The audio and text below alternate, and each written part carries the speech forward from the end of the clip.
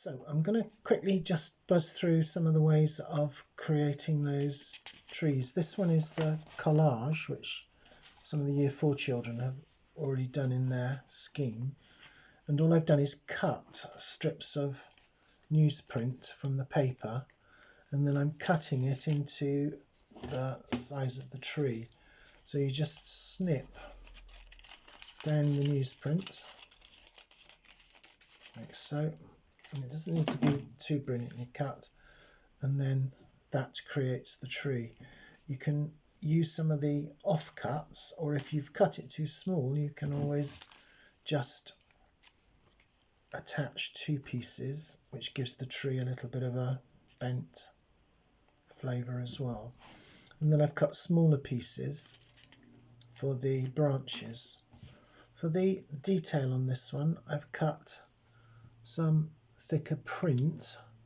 So all you do is you just, and this is slightly tricky, you cut the darker, bolder print, a bit of Pritt stick on the top, and that pops down onto there. And all you do is you make that detail using the darker print. It's quite good fun.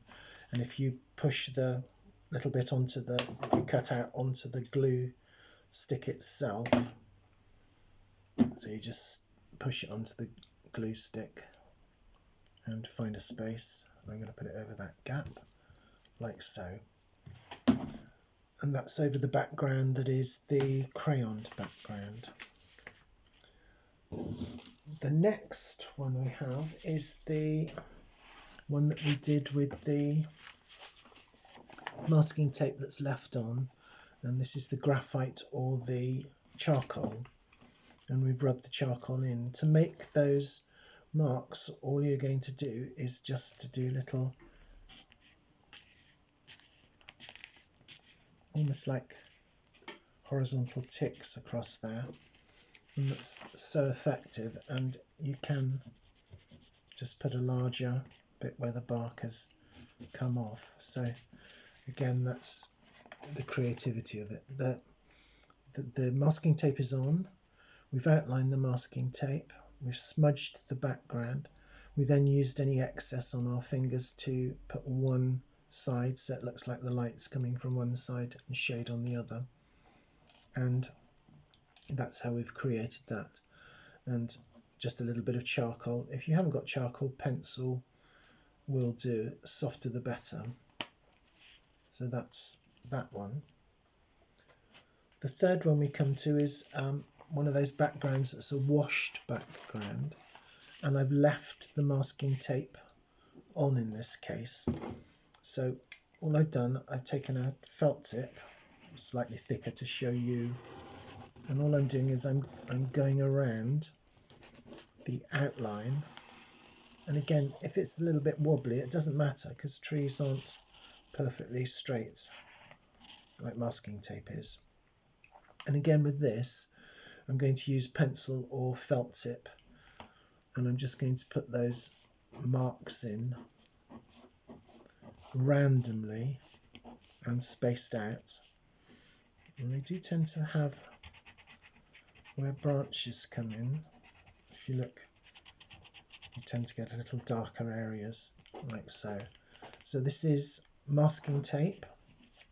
The masking tape's been laid over the background of the watercolour wash, and then we've added the little horizontal marks, making sure that they don't align up with the other one, like so, which gives it a well, realistic look, I hope. So that's that one. The next one is where we've got the watercolour wash, and I've added a few splashes of colour here, probably a little bit too much. And then I've used a very thick paint to actually paint, pushing the brush down so it opens up, and just brushing over the same shape to give us that outline of the tree. And again, if you want to, I'll do the two outer ones just very quickly for you, so it doesn't need to be too long. like so, just so you can see the difference between the two. And this tree branches coming through here. So I'll just put the marks on again. This is felt tip, so you can see the difference between outline or not outline. And because this is a bit wishy-washy, I quite like the one that doesn't have an outline on it. So that's that one. We've got a watercolour wash. We've put thick white paint, and we've started from the bottom, so we come right up to the top of the paper. And then you can either outline or not outline, depending on your particular, how you want your finished work to be. The next one is, this is where the flick, and I've used different coloured paints in the brushes at the bottom. So we've gone through like so. Now, because it's flicking rather than dabbing, I actually used pieces of cut paper. So all I did, I cut thin strips of paper. You can or even use newspaper if you wanted, any paper, which would just resist the splatter and the spray. So that it's easier than using the masking tape. So you just cut as many strips as you want, and because you've cut it, it's gone quite, it's not straight, you haven't used a ruler, so it looks more tree-like. Then I've splattered over that and taken away the mask. And again, you can outline the trees to make them stand out if you want. It's the same technique, it's just a variation, because all those birch trees are going to have that where the bark has peeled, those darker areas. So you can again make your choice of how you'd like that to be. Or the children, when they're working on it, can do that. So in this one, actually, because it's quite wishy-washy, I quite like the outline because it makes it stand out a little bit more. But again, it's totally up to you, and it's also quite good to investigate and have a bit of fun with that.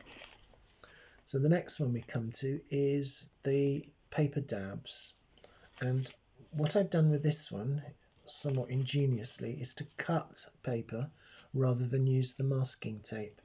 So all I've done, I've folded the paper around the back so it stays in place while I'm dabbing, and I've also attached a little tiny bit of blue tack. Now it's a bit fiddly, so a little bit of blue tack on here, and I've folded that so that it goes over the top of the paper. So when I take these off, I've dabbed around, making sure that I've over-dabbed with that paintbrush onto the masking tape, or in this case it's not masking tape, it's paper. So all that's doing is stopping the paint, resisting it from going where you don't want it. It's a bit like masking fluid, but in a whole form. So we've again got those shapes. If you want to, again, the choice is yours whether you want to outline those trees. Again, I'm doing this quite quickly because I know that you can recap on this. What it does do, it sort of firms up that outer line.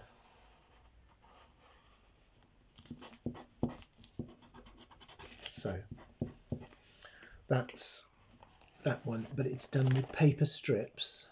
That it needs, because we're dabbing on it, it needs to be fairly firm. So either use masking tape or try and tether it some way by folding and putting the bits of blue tack. The last one I want to show you is one that I've done with masking tape, and this is masking tape that I've taken off. Now, I don't know if you can see on the camera, but you can see I had a bit of trouble peeling off the masking tape on this bit particularly, so it's taken some of the backing of the paper off with it. So there's a number of things that you can do. It's not the end of the world, because that's still gonna look tree-like. So this is the bit where I've pulled the paper off. So as you can see, it looks different, but it hasn't made too much of a problem. Now, if there's 2 or 3 things you can do if you have problems with the masking tape. First thing is practice with different papers to see which paper accepts the masking tape coming off better than the other ones. The second one is when you're using the masking tape, I'll just peel a piece off now. An idea is to just put it down on a surface and really rub it hard, and then peel it off, and then put it down on the surface again, really rub it hard and peel it off. And if you do that 3 or 4 times, what it does, it takes off some of that adhesive so that you can put your strips down. And also when you lay it on, don't rub it down too hard, just tap the edges at either end down, because that's going to now stay in place and resist. And then when you need to, that will, he said, try to scratch at the end, that will peel off much more easily. And again, if you've got a hole in the paper like I did here where I peeled off when it was too wet, not the end of the world. You can always put a piece of masking tape over the top of that white line. You can make the hole in the paper fine, and then you can outline your tree. So that's some of the things you can do. Masking tape is a bit tricky, but it does provide a really good resist. So these are the dabs, and I remember that you dab right over the top. I just get that. So it's really important to dab over the masking bit that you've got. Now, the other thing I want to say before I go, which I am going now, is that you can mix and match any of these backgrounds, any of these ideas. The charcoal you could even use to do the trees over any background or over anything, so you can use the charcoal with the colour. Ooh, one thing I've just forgotten. I'm just going to show you this really quickly. I'm going to, on here, I'm just going to put some black paint. It's not black paint. There's my black paint. I'm going to put some black paint here because I'm going to do some printing with it. So all you need to do, if you want to print, or the children would like to print, you need a little bit of cardboard, which I'm going to use a bit from this handy box because I've left the other one behind. And it just needs not to be too thick.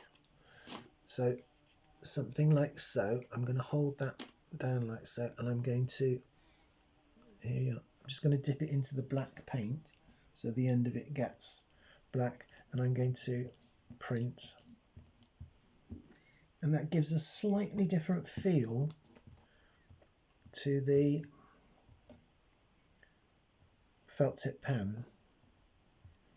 It's going to make it more. If you want to, you can just use the corner and print. Again, these things are quite good fun to practice, and the children to practice before you actually get to your own piece of work. So it's all it is a little bit of card, some quite thick watercolour paint, dabbed in the watercolour paint, and then printed onto the tree.